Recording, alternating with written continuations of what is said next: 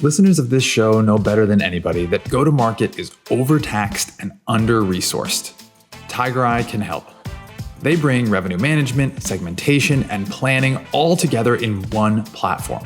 TigerEye monitors your CRM to learn from every change and predict where every rep and every team will clock out. It's easy to see who needs help and how to get them back on track. TigerEye extends your RevOps team with personalized AI to accelerate planning, segmentation, and revenue growth. Go-to-market is faster and smarter with TigerEye. Learn more and schedule a personalized demo at tigereye.com.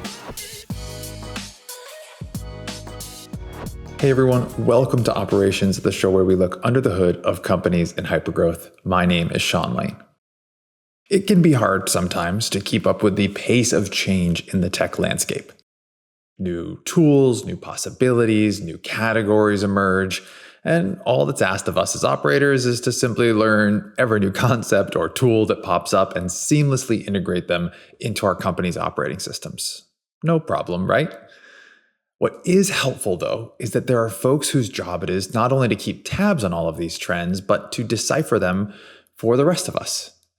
One such person is our guest today, Anthony McPartlin, Principal Analyst at Forrester, the research and advisory firm.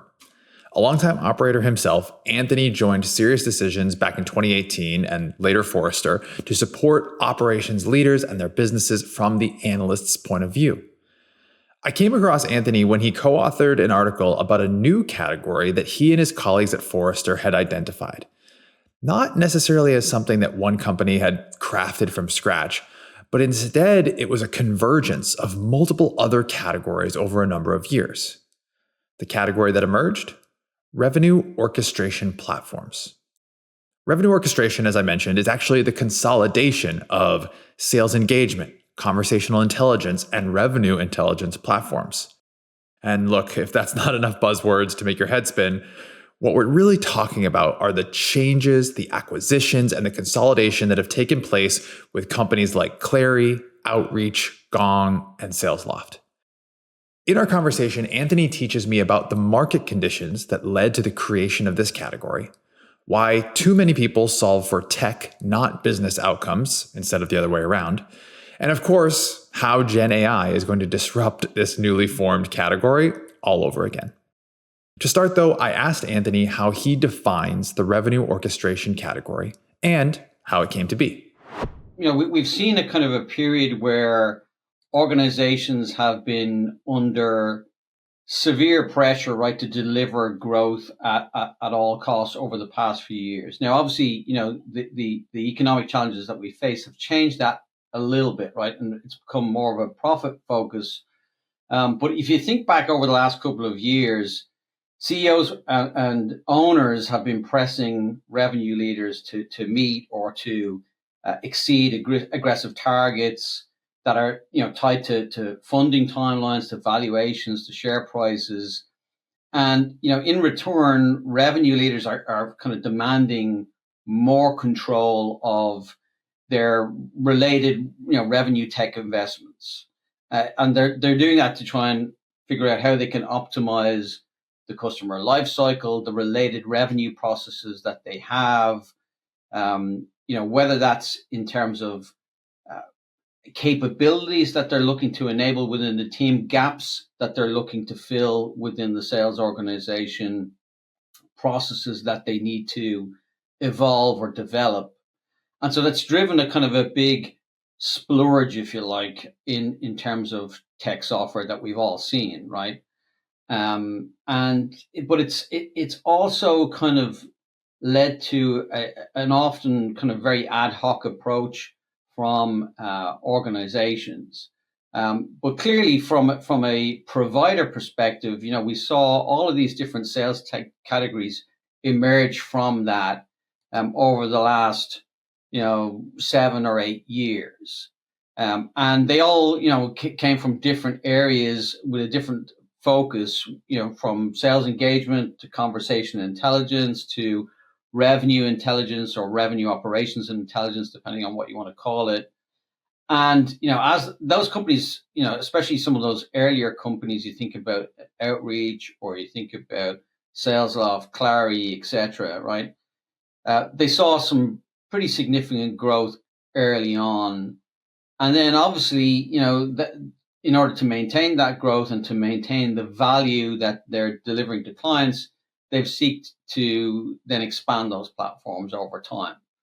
And so, you saw over the last number of years, a lot of these bigger providers adding either through acquisition or through platform expansion capabilities that you are seeing in each of these other categories. So you saw the likes of Outreach adding conversation intelligence, SalesLoft doing the same, Clary acquiring conversation intelligence, Gong adding forecasting, SalesLoft adding forecasting, etc., etc. So these three kind of areas of conversation intelligence, sales engagement, and then revenue intelligence or revenue ops and intelligence, they've started to kind of coalesce. So that a lot of these capabilities now are available from a single provider.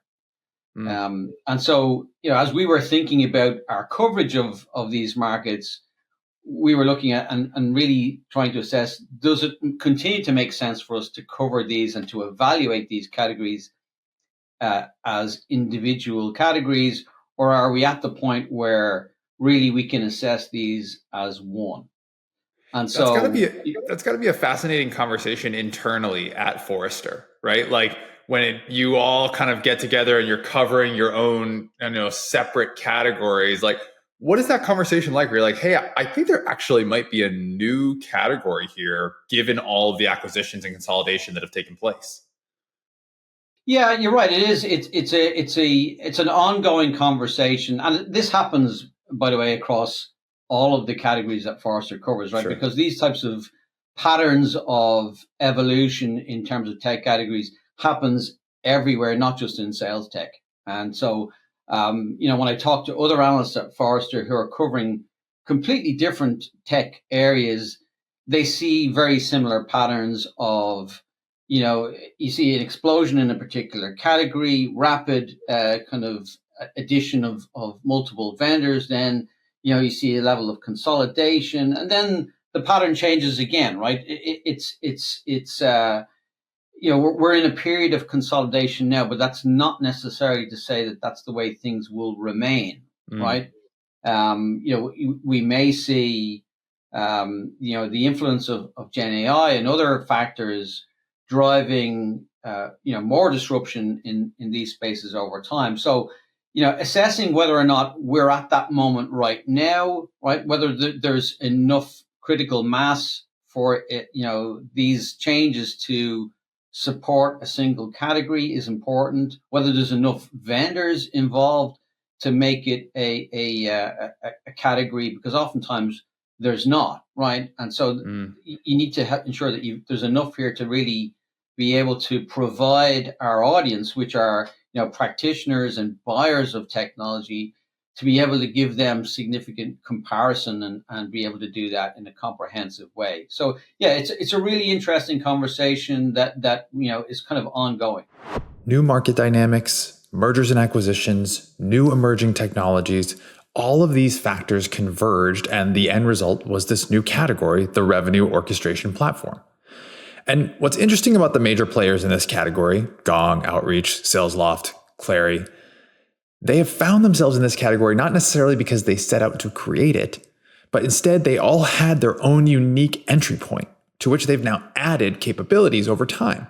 And presumably they've done so not just to keep up with one another, but because customers see value and have needs for those additional capabilities. So with all of the customers that Anthony speaks with, I wanted to understand the types of challenges they are telling him about that led them to evaluating one of these tools.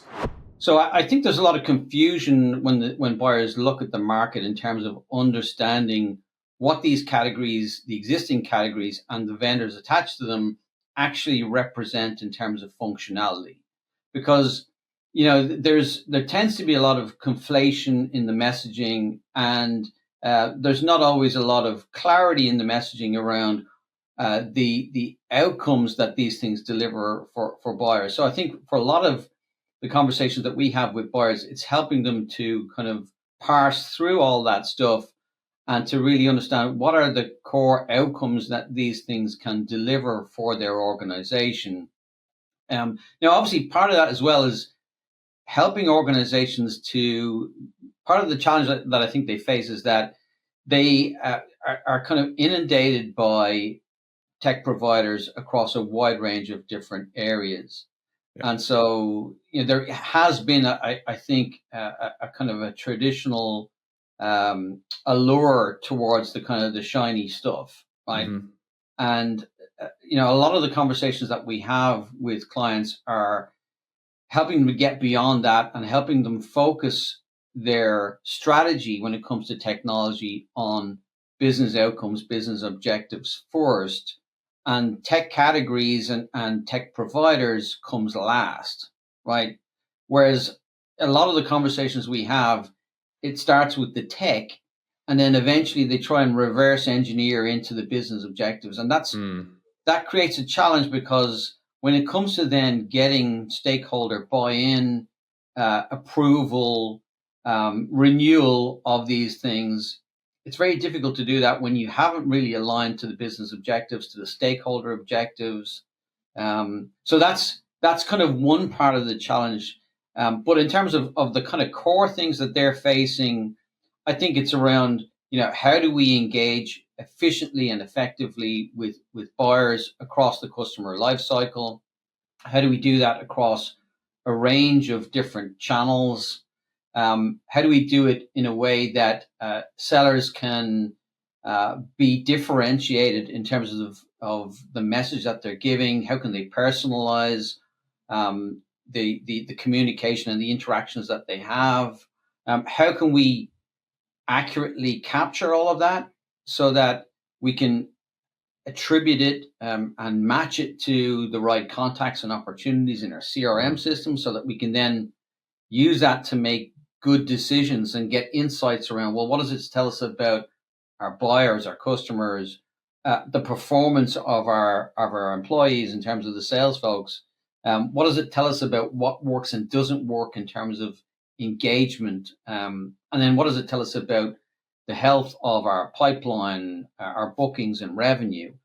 And then the other part of the last part of it, I think, for organizations is, how does it allow them to improve? How does it allow them to optimize that engagement, right? So you kind of have a kind of a virtuous cycle of, we need to be able to effectively engage. We need to be able to capture that.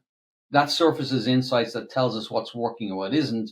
And then we can make changes then and continuously improve how we engage with customers, how we manage our deals, how we plan our accounts, how we do forecasting and cadences, etc.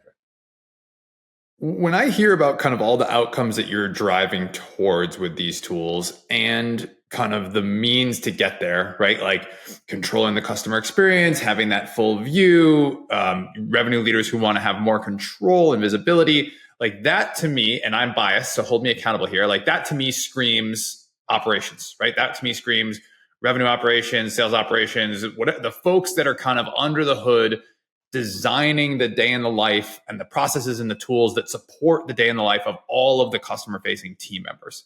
So am I biased, or are all of these revenue orchestration platforms now going to need to go through the RevOps folks? Because yeah, the CRO might say, I want this level of visibility, but the first thing they're going to do is turn to their RevOps leader and say, how do I get this visibility? Yeah, and I think that's absolutely right, and I don't think that's any different than what it was with the previous categories, right?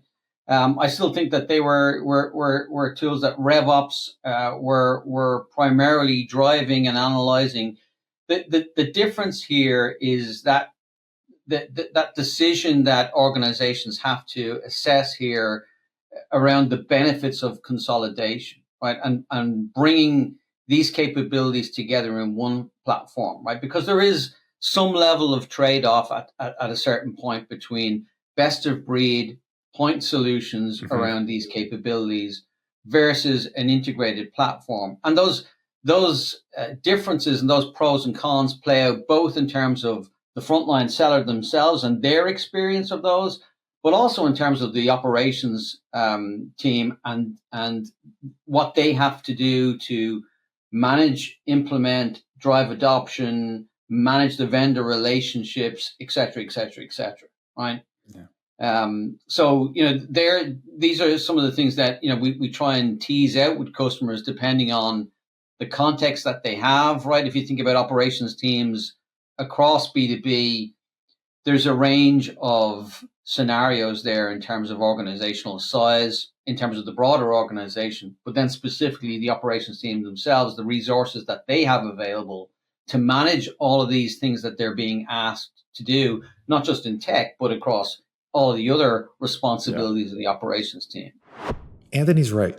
This isn't new territory for ops folks just because we're calling the category something different.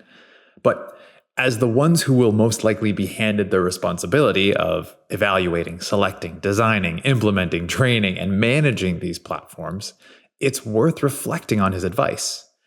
With so many options available to us, we have to focus on the business outcomes we're trying to drive, the problems we're trying to solve, instead of just adopting the thing that our CRO had at their last job. Which also got me thinking, most of these tools we've been talking about, while called revenue orchestration, are really primarily just sales orchestration. Yeah, sure, CS teams surely use Gong to listen to their calls, or yes, CS teams surely use Clary to forecast renewals. But should we expect even more capabilities and consolidation here across the entire customer journey? Anthony wrote in his announcement about this category, quote, "Revenue orchestration platforms are the closest revenue technology has come thus far to providing a single pane of glass for frontline resources." So, should we expect adoption, churn, health scores in our revenue orchestration platforms soon? I think they're going to have to, right? Because I think it's fair to say that, the primary focus to date has been for a lot of these platforms around acquisition. And while they're developing and have been adding capabilities to support the other revenue motions, the further they move beyond their kind of core markets or the core original markets in high tech, the more those requirements are going to be significant, right? That's a great point. And there's as you move into non-traditional B2B tech, acquisition becomes a smaller part of the percentage. The sales cycles get much longer, far more complex. The range of signals that you have access to drop significantly, right? Or that not necessarily that they drop, but they're a different type of signal because they're less about signals at the top of the funnel and they're more about the first party signals around what's going on within that relationship in terms of product usage, in terms of orders, contracts. And that type of data is not something that these platforms have fully embraced yet, right? Because they haven't had the customer base or the demand from the customer base to focus on those first party signals, those back office signals, if you like, as opposed to the front office signals. But if you're thinking about how to drive expansion in B2B enterprise, then you have to be able to combine both of these types of signal types. So interesting. Like, I'm just picturing adding in all of those other layers that you're describing, and I'm like, is this just a CRM now? Is that the end of the rainbow for revenue orchestration platforms? So I think that's the kind of the interesting piece in this is ultimately where does this all lead to, right? Yeah. And I think, we were looking at this in a recent report that we published and looking at it, I kind of was thinking about it from the perspective of kind of, the predators of the ocean, right? And if you think about, you've got these kind of pioneers in some of these leading ROP providers or revenue orchestration providers that have grown out of the kind of the much bigger set of sales tech minnows that are out there today, right? They've found a path to growth, but surrounding them are you've kind of got your kind of Salesforce automation providers who are they're not quite ready to give up just yet. And let's face it, they've got enormous scale, right? Yeah. And they've got the commercial power, the market penetration to crush platform providers over time. So they face these RP providers face significant challenges as they scale into broader B2B markets. And then they also face challenges, from some of the adjacent category predators, right? You talked about customer service or customer success platforms as one of them, sales enablement platforms as another, data providers, sales performance management providers, right? And then the other question is what happens with Gen AI, and it's you think about organizations like Microsoft who are building that link to Office and Teams.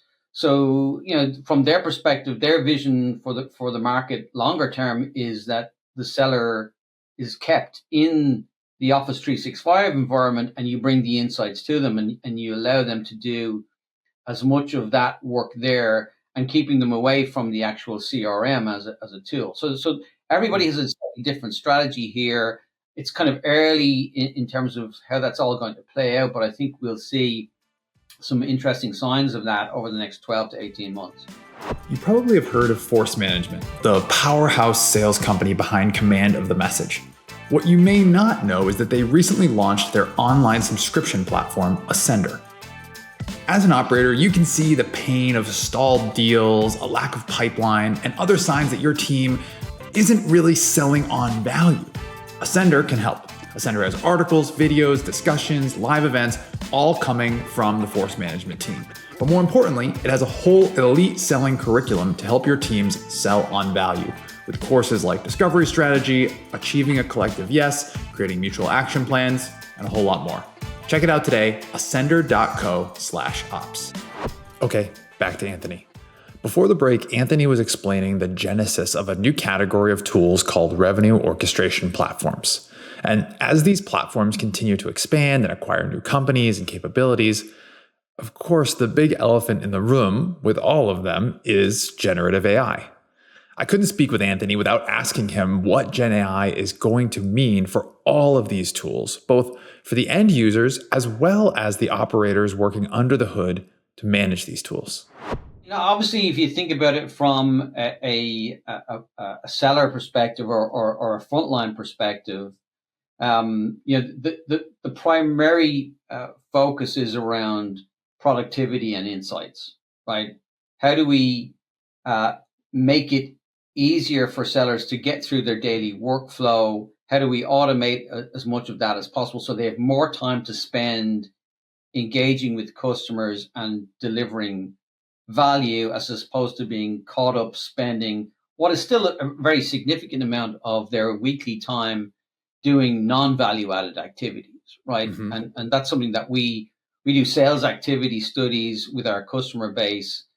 And, that's still kind of, the average is around 28% of the seller's time is spent, updating CRM, things that are not related to directly engaging or preparing to engage with customers or prospects.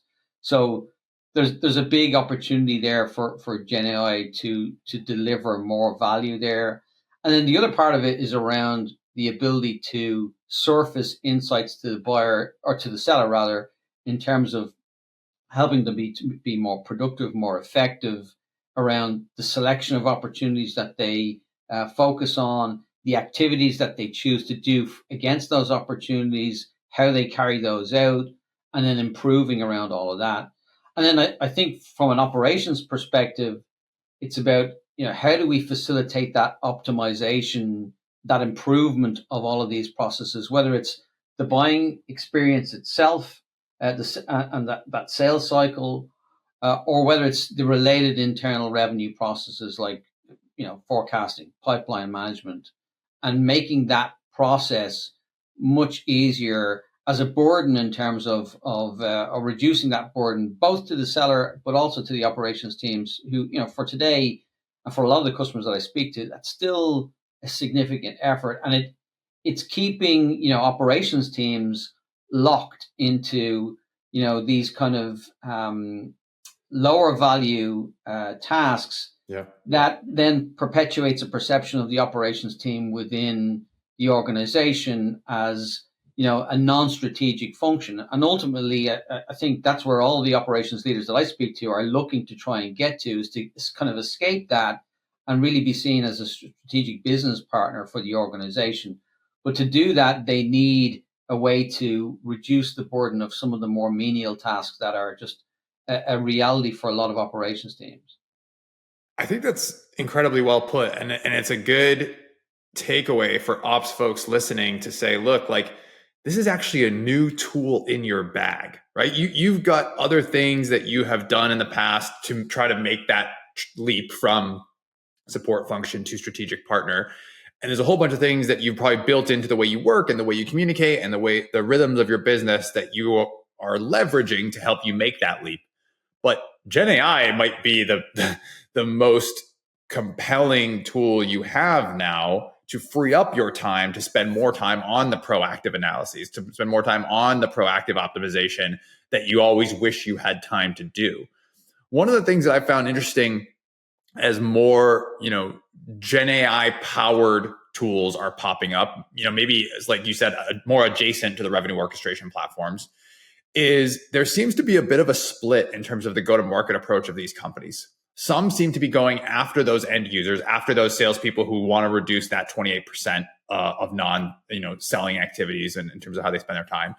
And then the other group seems to be going directly at the ops folks so that they can leverage Gen AI to design the experience of those end users, again, with the goal of reducing the 28%, but through a different approach. Do you have a point of view there on kind of like whether the pros and cons of those, and which one you think is going to be the better outcome for folks? Yeah, so I think you're right. Right, there's definitely a section of the market that's heavily focused on the frontline experience, and then there's that other section that leans more heavily into the ops experience or the leadership experience, right? And there's kind of pros and cons to those different approaches, right? You think about if you're trying to sell further up the organization, there is a certain advantage to being able to speak to their concerns, right, and their requirements around governance, repeatability, consistency, etc. But it depends on the organization, right? And so for a lot of organizations, the first thing that they think about every day is their forecast, their pipeline, the health of all those things. So speaking to those things first, I think there's certain advantage to that. The challenge is, the dollars in terms of licenses is at the frontline level, right, for these tech companies. So the ability to actually, get a significant amount of your sales organization using this platform day to day is where the significant revenue is for tech companies. So there's a balance there to be struck between choosing the right jumping off point for your engagement with customers as a tech provider, and where you can actually garner the most revenue from, right? So you can garner the most revenue from your actual kind of frontline productivity, but that may not create differentiation for you. So you may need to start higher up to be able to do that. So it's a fine balancing act. I don't think a lot of these vendors have figured it out yet, where that line is or where that balance is. The other thing that might change about that, I'm just thinking about kind of the assumptions that would lead you down one path or the other. I think the other thing that might change is kind of some of the pricing assumptions there, right? Because everything about that assumes a per seat, model where you make all that money on the front line based on the number of reps that you have on the team. And as the way we think about efficiency and ratios changes, like if all of a sudden 28% of somebody's time is no longer spent on non-sales activities, okay, guess what? You need 28% less salespeople, right? And so the pricing might start to shift the way we think about that too, right? I think so. And like if you think about that example I gave you around Gen AI, you think about today and see you think about the amount of CRM licenses that are being eaten up across organizations. How many of those? What percentage of those licenses are used once a week, once a month, right? So I think there's opportunities there, right, for that profile of user that is intermittent and not really a core day-to-day sales user to make the argument, well, there's probably more effective ways to be able to get them the information they need than providing them with a very expensive CRM license. And so I think some of the providers out there, that's their focus is how do we serve that? How do we suck that data out of the CRM and send it to those types of users in somewhere like Teams or Outlook or anywhere else, really, in terms of collaboration tools, that would then significantly reduce their CRM license costs. But we'll have to see whether that plays out. But that's certainly, one of the strategies that we're seeing out there. My biggest takeaway from Anthony here is that we're going to have to challenge all of our previous assumptions. If you're not constantly challenging the way you think about the tools you use, the technology available to you, you're going to find yourself with stale solutions. Not to mention, if you're just selling one of these solutions, you have to be challenging your own go-to-market strategies as well. As tools in the revenue orchestration category incorporate more AI-driven solutions, seats might not be your best proxy for value anymore. Look, I get it. This stuff is hard. I bet many of you are listening right now own 2 or sometimes even 3 of the tools that we're talking about today. Consolidation is happening. You've got to consider future renewals. You have to think about internal politics and varying levels of adoption across different tools. And I bet you just have a favorite yourself.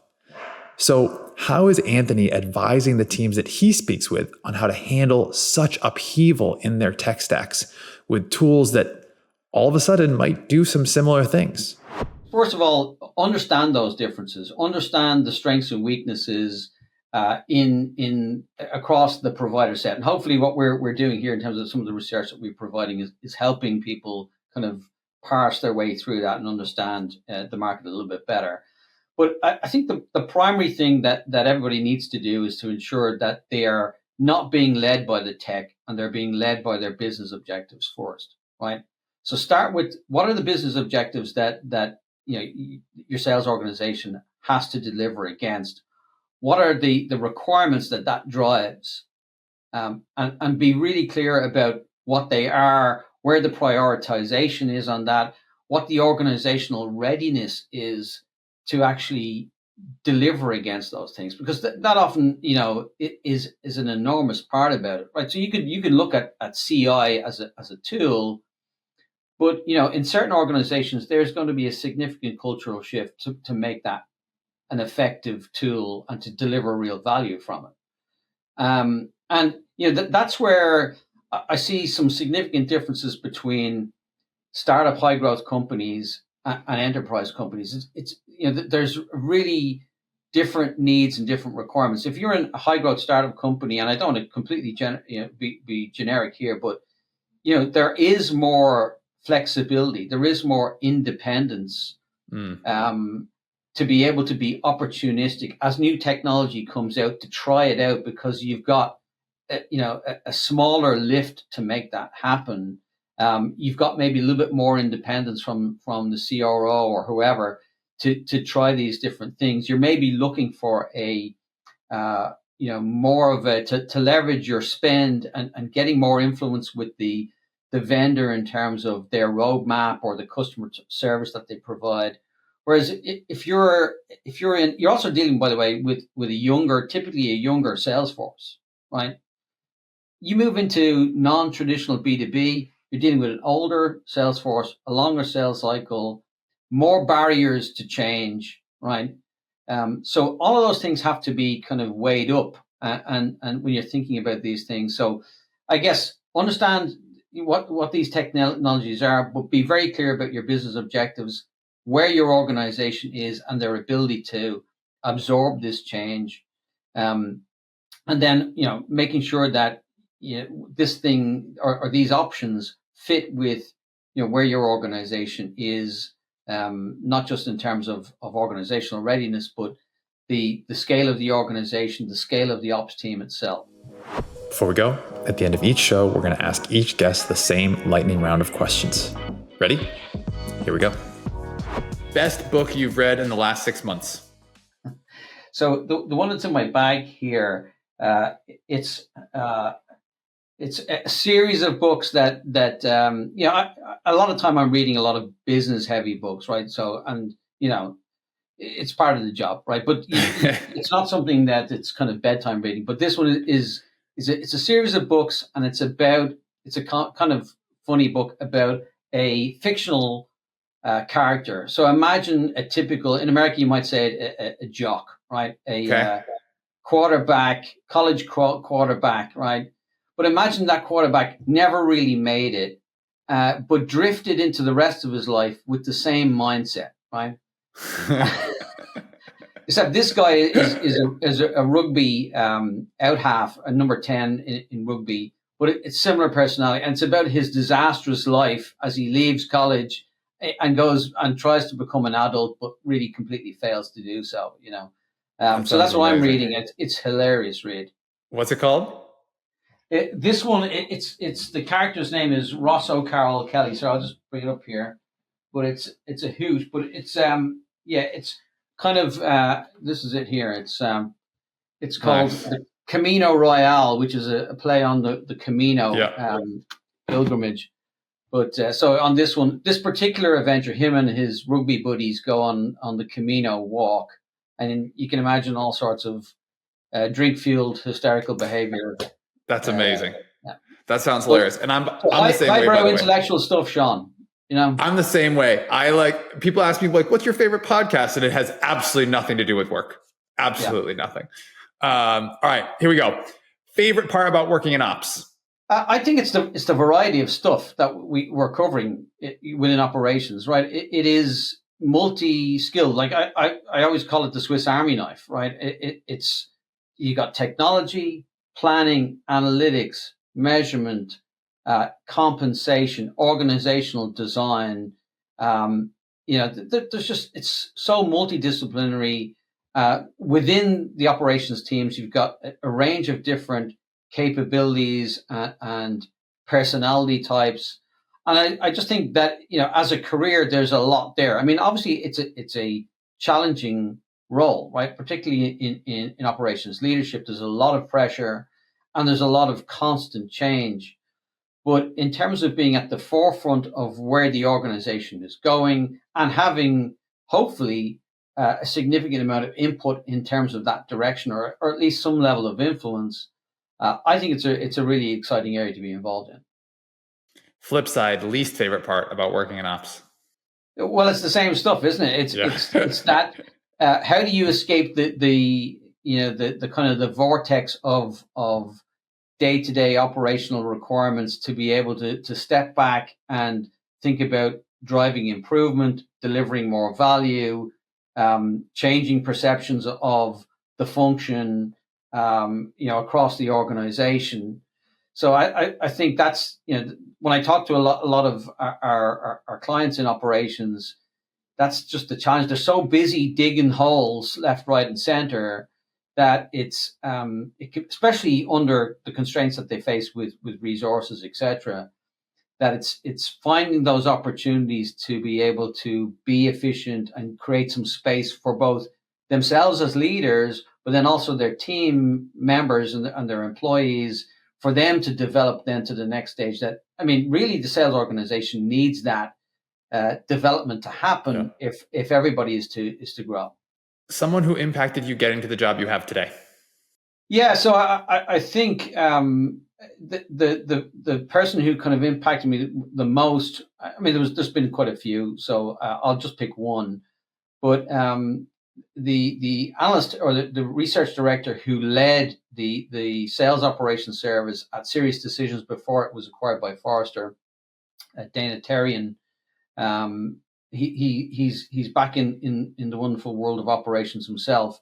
But he had a huge influence on me because I was a customer of the service for 4 or 5 years, coming into a new operations team where we were trying to build stuff from scratch, build a function from scratch, and having access to somebody like him through that process was really, really helpful. And then, when I actually moved into the role of analyst at Forrester, getting his support in terms of understanding how to just move from being a practitioner to actually supporting practitioners, and then developing research that really speaks to their needs.